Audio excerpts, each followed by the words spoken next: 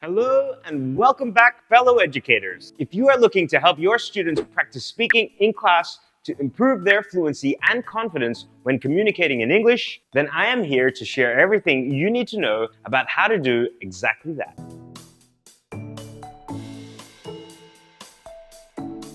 Speaking fluently in a second language can be a challenge for many ESL learners, but with the right approach and a safe, supportive environment, we can help them overcome their hurdles. Before we begin, let's quickly recap what fluency means in terms of language learning. Fluency refers to the ability to speak a language smoothly, effortlessly, and without hesitation. It involves the integration of grammar, vocabulary, and pronunciation in real-time communication. So, how can we help our students achieve this level of fluency? Well, let's find out. Our first tip is to create an environment that encourages authentic communication. Give your students opportunities to engage in meaningful conversations and express themselves freely. It is vital to foster a safe and supportive atmosphere where mistakes are seen as learning opportunities rather than failures or just errors. Encourage your students to take risks and use the language without fear.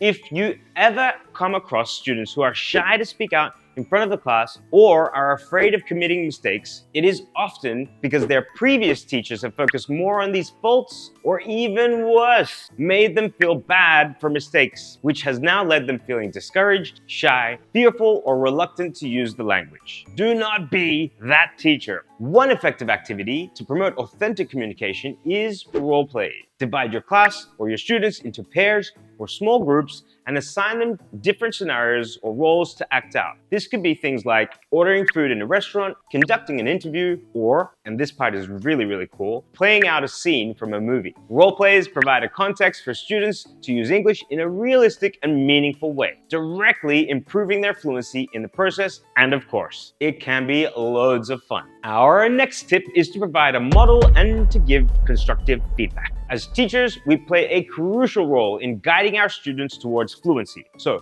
model fluent speech by speaking clearly, using appropriate intonation, and demonstrating natural pauses. This means showing your students what fluent speech looks and sounds like. Additionally, provide specific feedback to help them identify areas for improvement. Not sure how you might do this? Then check back to the sandwich technique that we shared in our previous video about how to teach speaking for accuracy. There are times that you can promote this process by recording and reviewing conversations. Ask your students to pair up and record their conversations on a specific topic. Afterward, have them listen to the recordings and evaluate their own performance. You may point out and encourage them to identify areas where they can improve their fluency, such as using transitional words or reducing hesitation. You might also provide extra feedback and suggestions for further practice. For you to put this into practice, we have created a lesson plan for a speaking lesson that you can try out for yourself, which you can also download in the link in the description below. What's that? How much is it? Come on, you should know it's better than that by now. Of course it is free for all you hardworking teachers out there. You know, it's just that if you see kind of a button below in the video, which kind of looks like a thumb pointing up, press it. Boom.